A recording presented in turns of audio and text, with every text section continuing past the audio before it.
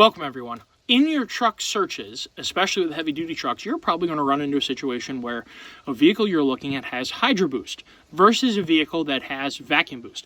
I wanted to make a super quick video on how, yes, we had a huge ice storm and I just pushed my hood up through the ice, all for you guys. So hopefully you guys enjoy the video. I'm just going to share my experiences with the both. It's going to be relatively quick. We're going to try to keep this short, and we're going to talk about what it's like to have either one.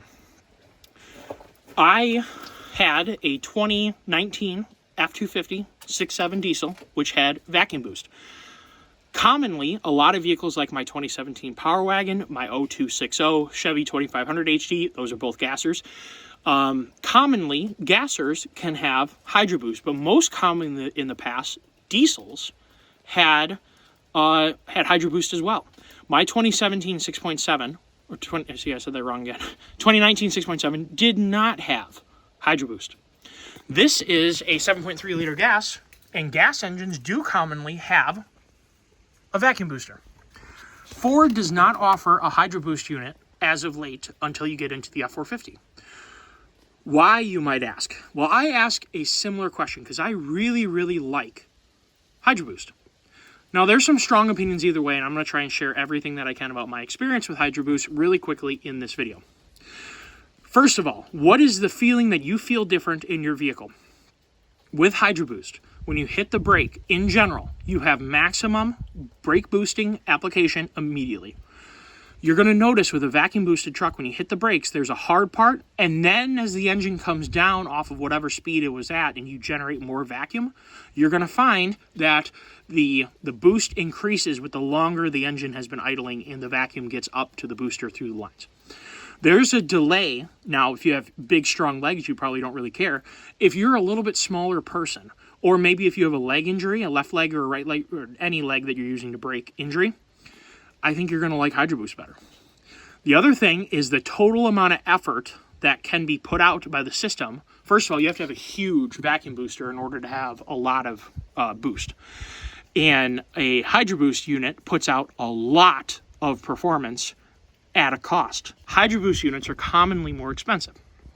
A downside to Hydroboost, which I have encountered before, is if your power steering pump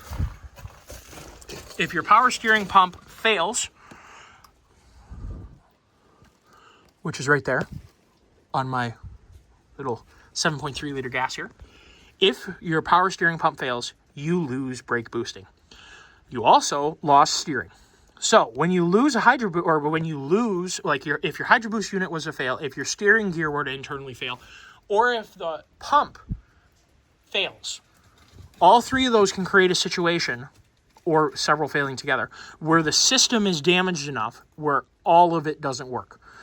If your pump fails, obviously your steering fails and your brakes fail. If your Hydroboost unit has an internal failure, it can damage your power steering pump and your gear. If your gear has an internal failure, its metal chips could go into the pump and fail it. If the gear has a failure, chips can go into the Hydroboost unit and make it fail too. So all of them are interconnected and interdependent on each other, and the steering and the brakes, are dependent on the boost. On the line pressure from the power steering pump to work anyway. I have only had one vehicle that had common failures with power steering pumps, and that was my 2017 Ram Power Wagon. I don't actually know why 3 power steering pumps were replaced on warranty, and every single time I had one fail, I was usually either in northern Michigan or in the UP, usually with a trailer, and up having a weekend with my buddies. It completely screwed up the ride home, let me tell you. When you're towing a decent-sized car trailer behind a vehicle that doesn't have power steering or power brakes, you got to work really hard. Now, I'm kind of a built guy. I didn't really have any physical issue doing it. It's just that instead of relaxing on your drive home, you're going to have to pay attention. If that happened on a grade coming down a hill, you could definitely get yourself in a world of hurt. I think that's the biggest reason. Number one, it's cheaper, and that's not a slight to Ford, because if any way they can make something cheaper for you, it's going to be, don't you guys want things to be a little bit cheaper? So I don't really think that's an insult. What I think it is a simple reality of it's cheaper usually to run a vacuum system. They have to put a vacuum pump on the 6.7 Power Stroke. Commonly, I've known them to be incredibly reliable and not a source of concern. because diesels don't inherently make vacuum like a gas engine. Now, a diesel, when the butterfly valve closes for the it's not a throttle valve. What it is a butterfly valve that's in line with the intake, and it forces the engine to suck EGR as opposed to fresh air.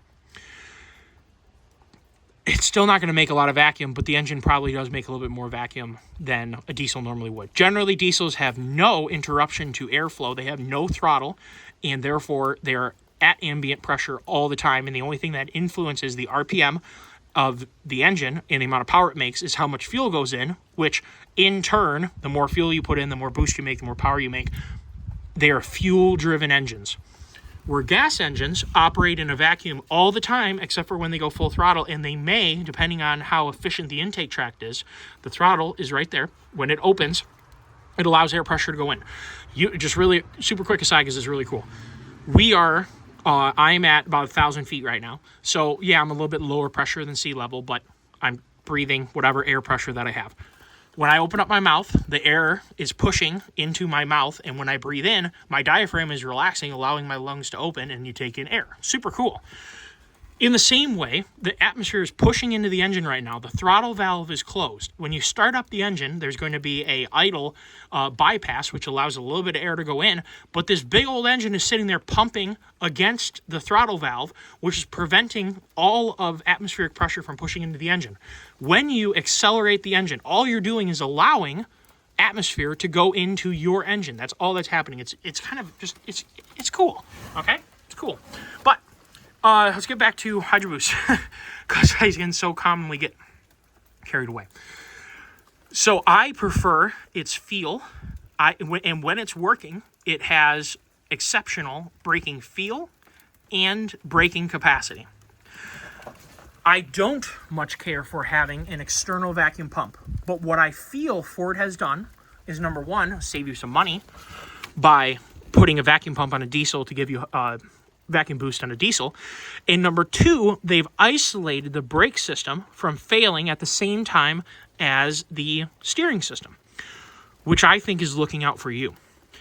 I would prefer to have Hydroboost. That is exactly one of the reasons why I ordered and am so excited to get my F450, is because I wanted Hydroboost in with a 6.7 power stroke and to not depend on the vacuum pump.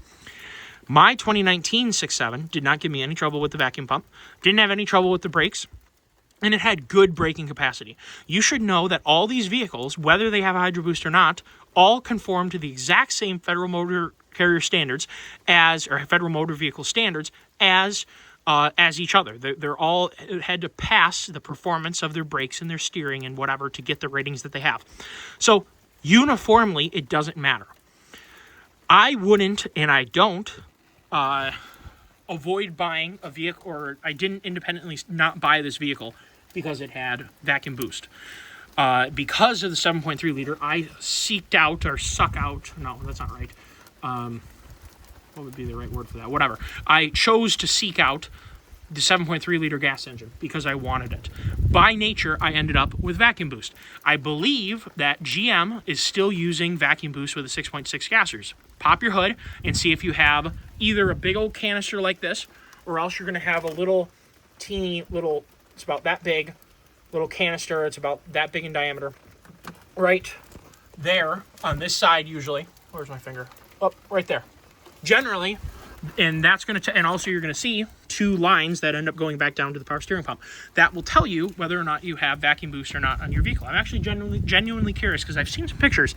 My 2017 Power Wagon had Hydroboost. I've seen some pictures of Ram 6.4s that had vacuum boosters.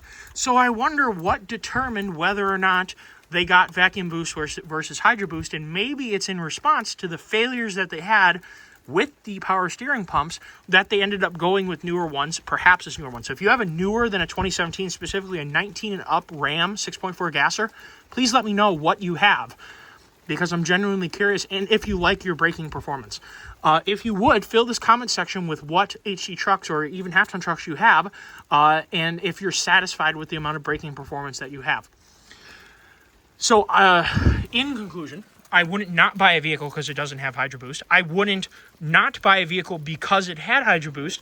I would look at it as a +1, but then I would consider the other things that the vehicle has to offer, like what engine it has, what transmission it has, what axle ratio it has, things like that. Its ratings, the interior quality, all those things kind of go into a vehicle purchase. So I would not avoid a Ford because it has vacuum boost, but it's something that I'm purposely seeking out to get an F450 because of the Hydroboost, because that's what I want as for what I use my vehicles for. I find it very unlikely that I'm going to cause a power steering pump failure with my F450.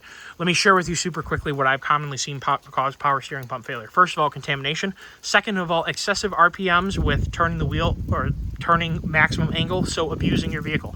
Donuts. The reason why my Power Wagon's power steering pumps kept failing is because I was doing donuts. They're squirreling around off-road. At 6,000 RPM, turning or demanding fluid pressure with that much RPM on the pump, they tend to fail. And my buddy had a 2016 Chevy GMT 900 6.0, and it had Hydroboost. I really like that those older Chevys, and all the Chevys, my 02 Chevy has Hydroboost too. Love it. Really great. Good brakes. It could use, it could definitely use bigger diameter brakes and potentially some more aggressive pad compound, but those GMT 800s had pretty good brakes. Fairly good brakes. And, but I have never had a problem with those power steering pumps on those older trucks. On my Power Wagon, I had issues. On his 16, he went through like 3 or 4 of those dumb things before he got rid of that truck. And again, it was because of him abusing it. But I've commonly been able to crank the wheel, hold the throttle full on, and do donuts. Not saying I do that in my new truck, because I don't. I've never done a donut in my new truck. But on my older trucks, you should be able to do that without blowing up the power steering pump. In the case of my Power Wagon, and on his truck, that wasn't the case. So keep that in mind. If you have Hydroboost and if the pump fails, you're done. Obviously, the weather has decided it's time for me to go inside and work on my computer some. So that's what I'm going to go do, because this weather is terrible. Hopefully, you guys are all staying safe. Hopefully, you've had a safe ride to work and a safe ride home in this nasty weather if you are getting it too. Looks like some people are out ripping on some side-by-sides. All right, everybody, take care and have a great day, and hopefully you learned a little bit about Hydroboost and what it's like to own it. Take care, bye.